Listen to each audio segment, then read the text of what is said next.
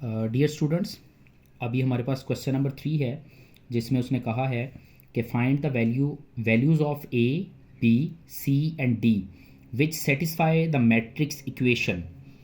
तो इस क्वेश्चन में, जो कि पेपर पॉइंट ऑफ व्यू से बहुत इंपॉर्टेंट क्वेश्चन है, हमारे पास एक इक्वेशन गिवन है। इक्वेशन जिसमें इक्वलिटी आ जाए उसे हम मैथ्स में इक्वेशन बोलते हैं। तो सेम लाइक ये एक मैट्रिक्स गिवन है और इक्वल टू दिस मैट्रिक्स। तो हमें इस इक्वेशन को सॉल्व करते हुए A B C and D, ये हमारे पास फोर अल्फ़ाबेट्स हैं, इनकी हमें वैल्यूज़ को क्या करना है, फाइंड आउट करना है। सो इसके प्रीवियस वीडियो में हमने देखा था कि इक्वल मैट्रिक्स कौन से हैं। पहले हम सॉल्व करने से पहले देखेंगे कि क्या ये दोनों मैट्रिक्स जो है इक्वल हैं। सो हम इसका अगर ऑर्डर देखें तो ये जो है, इसमें 2 रोज़ हैं और 2 कॉलम हैं। अक्सर बच्चे इसमें इसका जब देखते हैं तो ये इसको जो है वो इसको लैदा कॉलम कंसीडर कर लेते हैं, इसको लैदा कर लेते हैं, जो कि ऐसा नहीं है। ये एक वैल्यू है ए प्लस सी और सी माइनस वन, और ये सब इसी तरह ये एक ही वैल्यू कंसीडर होगी। तो हमारे पास ये 4 कॉलम नहीं बनते, ये 2 ही कॉलम है। इट्स मीन कि ये हमारे पास इसका ऑर्डर क्या रहेगा, 2/2। और सेम लाइक इसका, तो ये सिंपल है तो इसका भी 2/2 इसका ऑर्डर आएगा। तो प्रीवियस वीडियो जो है इस चीज़ को एक्सप्लेन करती थी कि इक्वल मैट्रिक्स कौन से हैं। अगर दो मैट्रिक्स के ऑर्डर सेम हैं, इट्स मीन कि हम कहेंगे कि ये दोनों मैट्रिक्स जो आपस में क्या हैं, इक्वल हैं। तो अगर इक्वल मैट्रिक्स हैं तो आप जो है इस सारी वैल्यू को इस फर्स्ट वैल्यू को इक्वल रख सकते हैं, क्योंकि ये एक इक्वेशन है। इसी तरह सेकंड वैल्यू को इस सेकंड के इक्वल, थर्ड वैल्यू को थर्ड के इक्वल, एंड फोर्थ वैल्यू को फोर्थ के इक्वल। सो मैं इसको इक्वेशन को पहले यहाँ डिफाइन करता हूँ।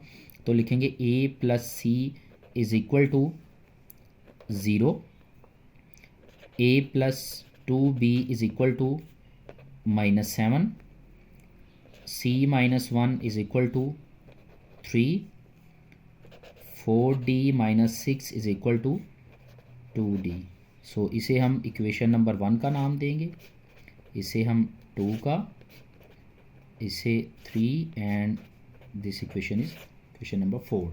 सो अब हमारे पास ये 4 इक्वेशंस आ गई हैं। इन सब को हम सॉल्व करेंगे और सॉल्व करके A B C and D का आंसर कैलकुलेट कर लेंगे। अगर आप इक्वेशंस पे गौर करें तो A plus C is equal to 0, इसको हम यूज़ नहीं कर सकते, क्योंकि ना तो हमें ए के आंसर का पता है ना सी के आंसर का पता है। इसी तरह अगर आप इक्वेशन नंबर सेकंड देखें तो इसमें भी ना मेरे पास ए की वैल्यू है ना बी की value. So equation number third में आते हैं। तो इसमें अगर आप देखें, हमारे पास ए की जो है वो वेरिएबल है उस, और बाकी जो है वो वैल्यूज़ हैं। तो हम इसमें से सी का आंसर कैलकुलेट कर सकते हैं। सो हम सबसे पहले इक्वेशन नंबर यहाँ लिख लेते हैं। इक्वेशन नंबर 3 को पहले सॉल्व करेंगे, जो कि क्या है, c minus 1 is equal to 3। So ये सिंपल मैथ्स के रूल्स यहाँ अप्लाई करेंगे। c माइनस 1, इस साइड पे 1 जो है माइनस हो रहा है, तो अगर उसको इक्वल के दूसरी तरफ शिफ्ट करें तो इसको क्या बोलेंगे हम, ये प्लस हो जाएगा। यानी अगर इक्वेशन के इस एक तरफ वैल्यू जो है माइनस हो रही है, तो अगर दूसरी तरफ अगर आप शिफ्ट करते हैं तो वो क्या हो जाएगी, आप उसे साइन को चेंज कर देंगे, यानी माइनस प्लस में चेंज हो जाएगा। सो हमारे पास सी का आंसर क्या आ जाएगा, 4। तो यहाँ से हम इस इक्वेशन से देखें, हमने सी का आंसर जो है वो फाइंड आउट कर लिया, जो कि क्या आ गया, 4। सो हमारे पास इक्वेशन नंबर 3 जो है वो क्या हो गई, सॉल्व हो गई। इसी तरह जो है वो यहाँ पे अगर हम देखें कि इक्वेशन नंबर 3 को सॉल्व किया, आंसर हमने कैलकुलेट कर लिया 4। अब हम इक्वेशन नंबर 1 को यहाँ पे यूज़ कर सकते हैं। तो इक्वेशन नंबर 1 क्या है, a plus C is equal to 0। Now अब हमें पता है कि c का आंसर हमारे पास 4 है, तो हम यहाँ पे 4 जो है वो पुट करेंगे।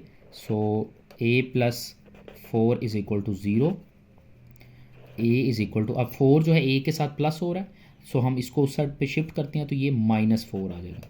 सो ये देखें, इजीली हम अपने a का आंसर भी निकाल लिया, हमारे पास c का आंसर भी आ गया, a का आंसर भी आ गया। तो इक्वेशन नंबर 1 भी सॉल्व होगी। अब हम इक्वेशन नंबर 2 ले सकते हैं, क्योंकि हमारे पास a का आंसर मौजूद है। तो इक्वेशन नंबर 2 है a plus 2b is equal to -7। So A का आंसर -4 था, इस जगह पुट करेंगे तो क्या आ जाएगा -4 plus 2b is equal to -7। So ये इस साइड पे माइनस हो रहा है, उस तरफ लेके जाएंगे तो आ जाएगा ये -7 एज इट इज़ रहेगा और ये उस साइड पे जाके +4 हो जाएगा। सो यहाँ पे 2b इज़ इक्वल टू, अब यहाँ पे मैथ्स के बेसिक रूल आपने हमेशा याद रखने हैं। सो पहले हम साइंस को क्या करेंगे, मल्टीप्लाई करेंगे, प्लस माइनस माइनस। अब हमारे पास माइनस आया, इट्स मीन कि 7 में से 4 को माइनस करेंगे तो आंसर हमारे पास आएगा 3। लेकिन लास्ट पे जब हमने साइन यूज़ करना है तो जो इन दोनों में से ग्रेटर वैल्यू है, like -7 is a greater value, so we can use a minus sign. तो हमारे पास जो इन दोनों का आंसर आएगा वो -3 आएगा। अब जो है वो 2b के साथ मल्टीप्लाई हो रहा है तो उस तरफ जाएगा तो ये हमारे पास डिवाइड होगा। ये आपने याद रखना है कि अगर इस तरफ एक चीज़ मल्टीप्लाई हो रही है तो उस तरफ जाके डिवाइड होगी। इस तरह देखिए हमारे पास यहाँ से बी का आंसर भी निकल आया। तो हमने इक्वेशन नंबर 2 को भी सॉल्व कर लिया। सी का आंसर है, बी का आंसर है, सॉरी ए का और बी का।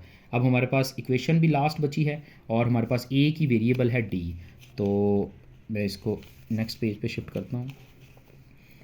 इक्वेशन नंबर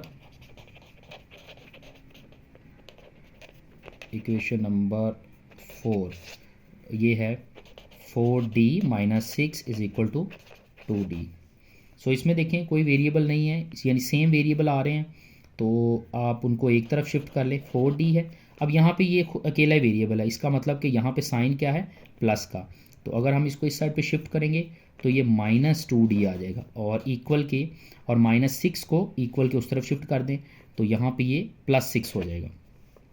अब 4d में से 2d को माइनस करें तो रिमेनिंग 2d आ जाएगा और इस साइड पे है 6। 2d के साथ मल्टीप्लाई हो रहा है, उस तरफ शिफ्ट करें तो ये क्या करेगा, उसको डिवाइड करेगा, 6 divided by 2। So 2 1s are 2, 2 3s are 6।